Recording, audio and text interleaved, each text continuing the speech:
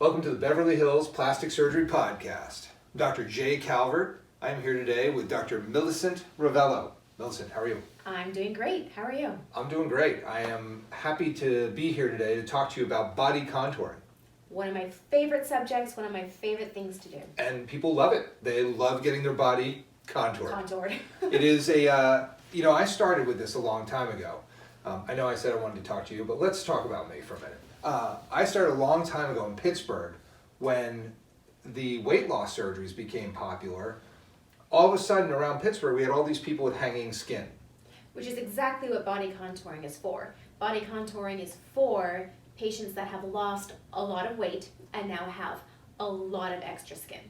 Yeah, what we're talking about is post-bariatric. Right. Skin excisions, paniculectomies, abdominoplasties, brachioplasties, Right. thigh lifts, all that. Right, because the problem usually after weight loss surgery is that you've lost weight, typically in a very rapid fashion. You've lost weight because you've had surgery and all of a sudden it's just coming off very quickly. And that's one of the problems that patients who have had rapid weight loss encounter. The other is that because they have been very overweight for quite some time, they've literally stretched out their skin. So if you think about a rubber band that's stretched past its capacity and then you let it go, there's no more stretch, there's no more compression, there's no more elasticity to it. It's gone. It's gone. So same thing, if you've stretched out your skin, and it doesn't always have to be from weight gain or excessive weight, it could be from pregnancy or something like that as well in the stomach. You've stretched it out past its breaking point really, and then you let it go quickly, it's not going to snap back. Yeah, I mean that is a huge issue. You have, you see it with the stretch marks. I mean, Right, that's, right. People get stretch marks who haven't lost huge weight but have gained weight sometimes because their skin just gets totally, the dermis and the really the ground substance of the skin just gets wrecked. Right. And you see that as like dermal That's scars. stretch marks. Yeah, the stretch marks. Thin skin that just hasn't had the time to build up enough thickness as it's been stretched. Yeah, well, these patients that lose the weight, and this is what happened in Pittsburgh, is that the weight loss surgeries were advancing so quickly with lap band and with laparoscopic bypass surgery. There are all these people walking around Pittsburgh who lost all this weight, and we literally had to start inventing operations to take care of all the skin. The extra skin. The skin. Everywhere. There's skin all over the place. Much skin. And that's a problem, and I tell my patients this all the time. You can't exercise off your skin.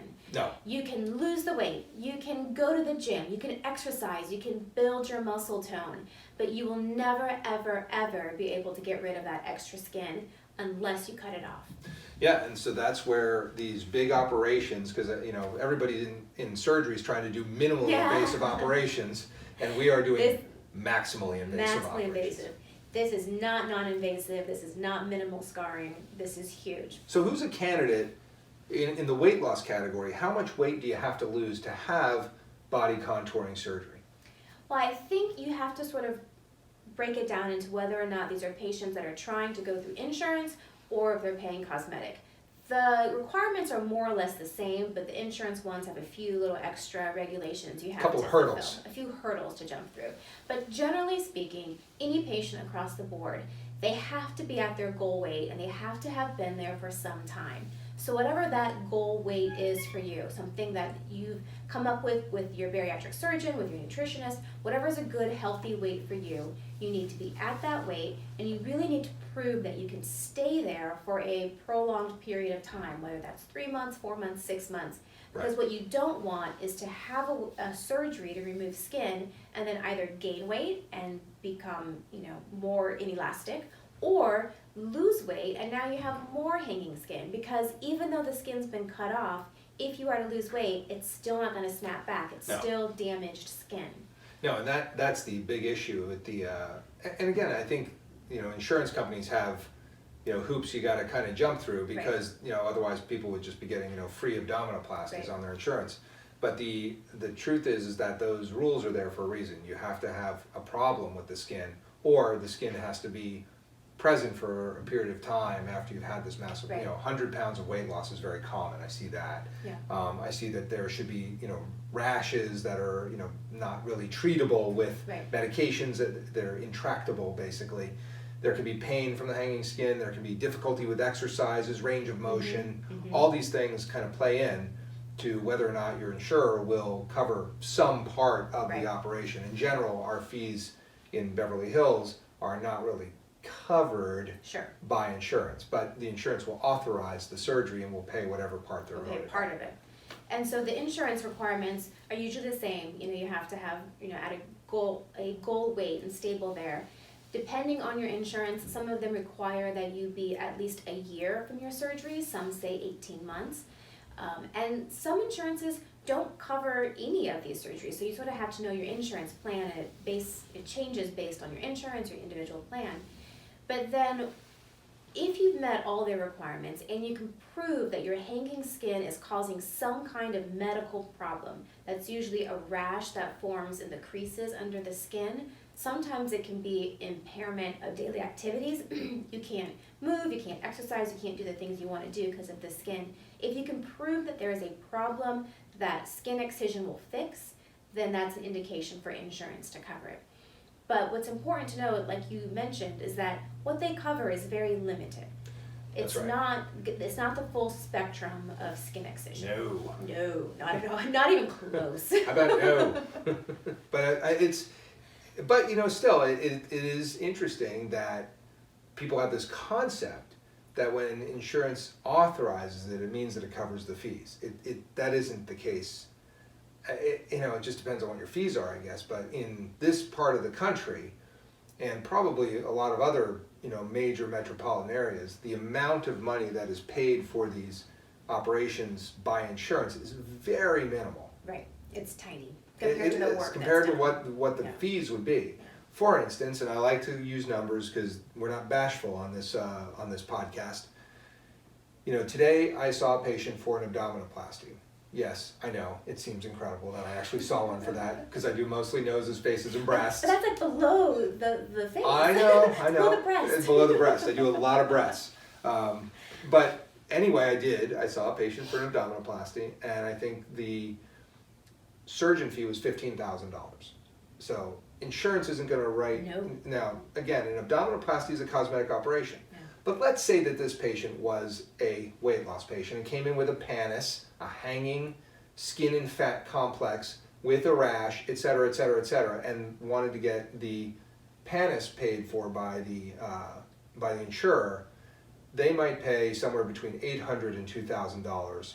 $2,000 if you're lucky. If it is a banging plan. If it is like, the Saudi Arabian embassy plan. No. I mean, Usually it just it's doesn't like happen. The 800 range. It is. It's usually $800, Yeah. maybe $1,200. So that still leaves the $15,000 of the abdominoplasty that the patient has to pay if they want to have that operation. Even if I was doing just a paniculectomy, it'd still be essentially half of that fee. Right.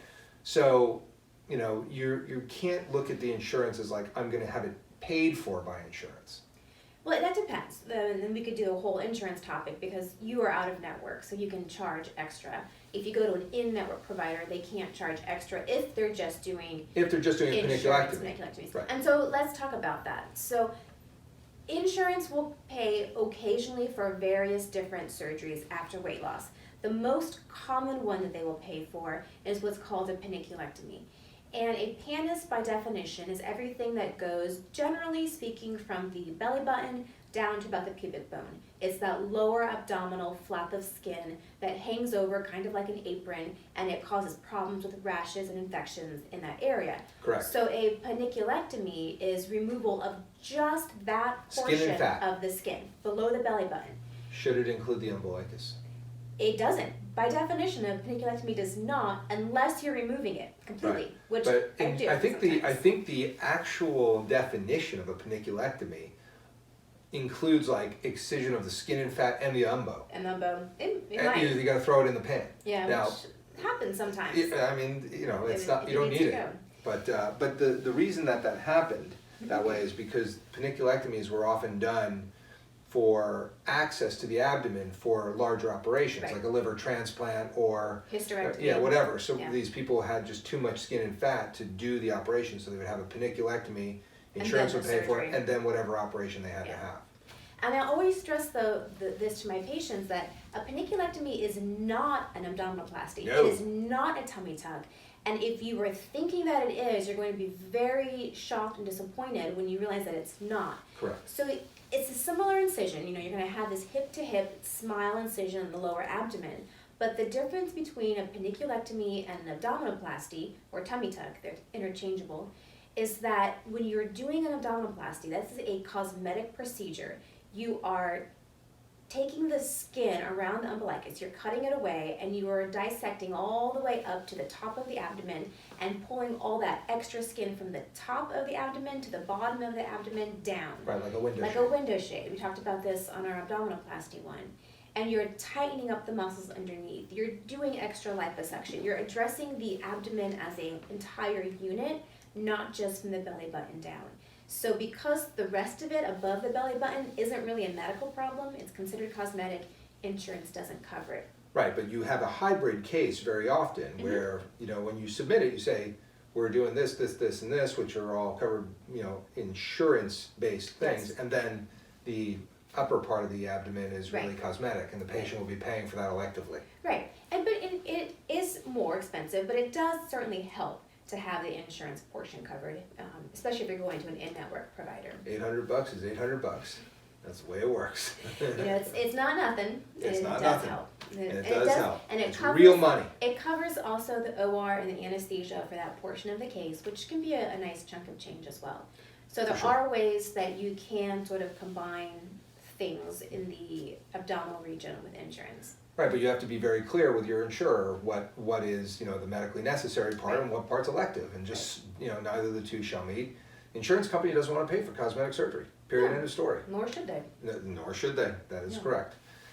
So the other things that people come up against for body contouring is brachioplasty and thigh lifts, very common. What about the circumferential, when we go all the way Oh, I around love that and lift one. the butt, we do That's the a good one. back and then do the front, or I don't know, do you like to do the front first then the back, or the back I first do the then back, flip flip to the them, front. do the front? Yeah. Yeah, so we do an operation which is a circumferential body lift, Lower body lift. Or, Lower. Yeah.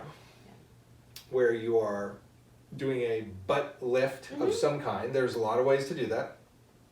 I'd like to hear your thinking on that. But you can do the circumferential where you do the butt lift, then you flip them over and continue the incisions around the front and do the paniculectomy / abdominoplasty. Right. So it's basically exactly what it sounds like, a 360-degree lower body lift.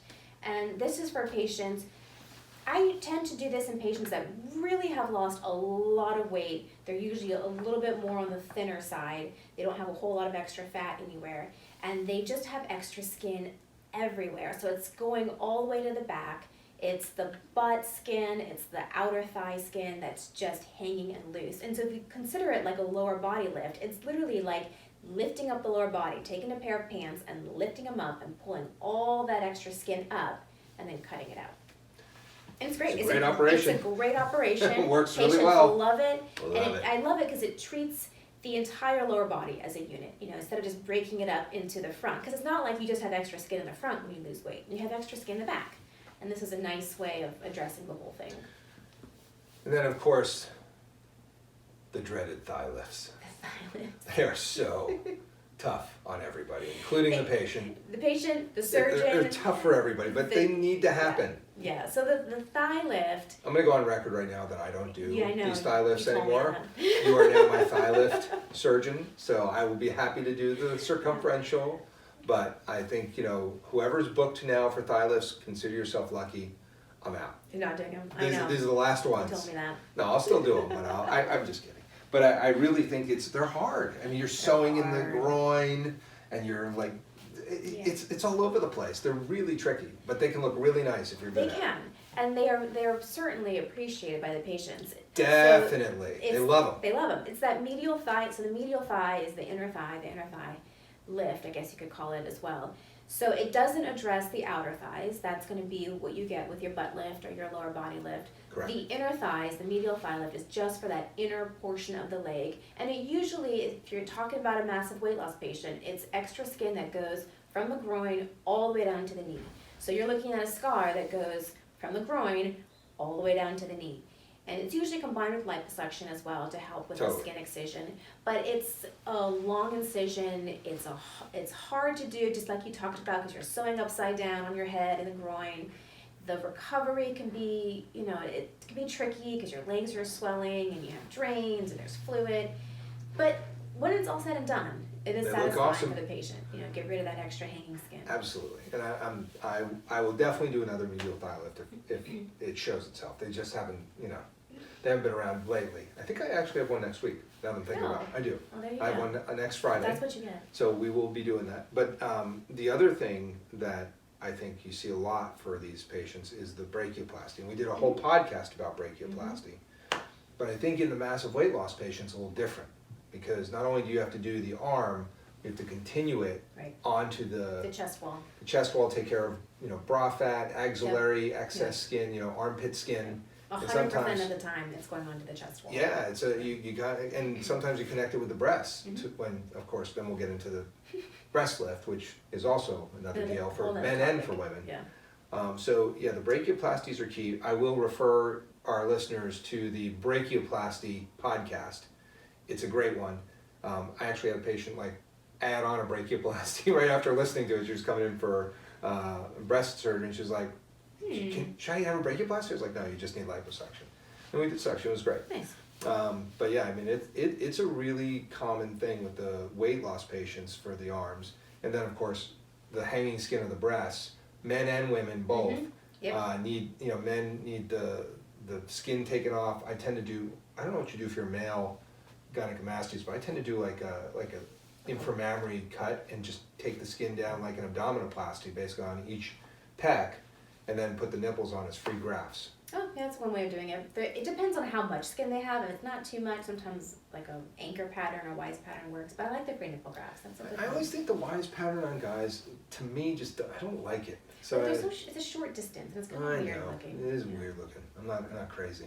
One of my patients, who's a massive weight loss patient, he's at one point 585 pounds or 600 pounds or something like that. He can actually put his breasts in his pockets. I swear to God, in his pants pockets. They were so long, and Who needs a bra and you can just put them in your pockets? he was like, he goes, "You're not even gonna believe this," and he could do it. And so we did the abdominoplasty. In that case, yes, I could see that for sure. Yeah. But some you can do liposuction, some you can do just a regular gynecomastia repair. For women, it's usually a lift. And there was a time when they just said don't use breast implants in weight loss patients. And they're hard. It's hard. Massive They're weight really loss hard. breast lift patients are very hard, but without implants, it's just not a good looking breast. I will refer you to my paper, lateral breast flap for mastopexy in the weight loss patient. I think that if you use the skin that's, and Peter Rubin from Pittsburgh also wrote a lot about using the de-epithelialized flaps for control of the breast mound in women with massive weight loss, and it works very well. So there are options, and I think the best thing to do if you are a patient who's looking for these types of operations is you got to get somebody who does this stuff a lot and can communicate with you about it and really be clear about what you can and can't do with these operations, because I think there's always something of a project with these operations. They take multiple visits, and there are wound breakdowns, and there are scars that aren't great, and things need to be revised, and more skin needs to come off. And so you have to understand that this is a project. It's a huge project. And even if you're only focusing on one area, that area alone can be a project. Totally. So I do tell my patients, I'm going to do my hardest to get you looking as amazing as possible, but there is a chance that you will still need a little nip tuck afterwards, because one side will be a little bit asymmetric, one side will have a little more skin taken off. And the thing is, even if everything looks great at 3 months, at 6 months, one side might start hanging a little more than the other because the skin, 100%. Doesn't contract the same on both sides. So, yes, expect that you will need a few revisions or a few surgeries if you're doing multiple areas to really get all of that skin gone. 100%.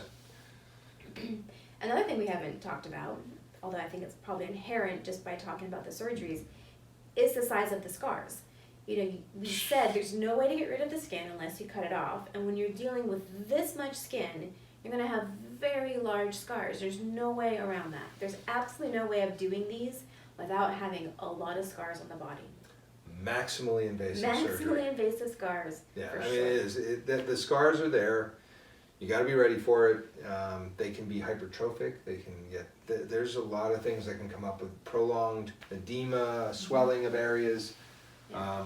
I've seen, you know, a lot of stuff that just takes time, and you have to take care of the Yeah. patient. You have to be there for them Yeah. and walk them through it and get them there. So, yeah, I mean, I agree. I think that this is it's a great topic. I think we can probably break out every one of these operations as the post-bariatric version of these operations Right, as being right. totally unique from It doing is. it for It's a way person who different. has not lost all that weight. Yeah.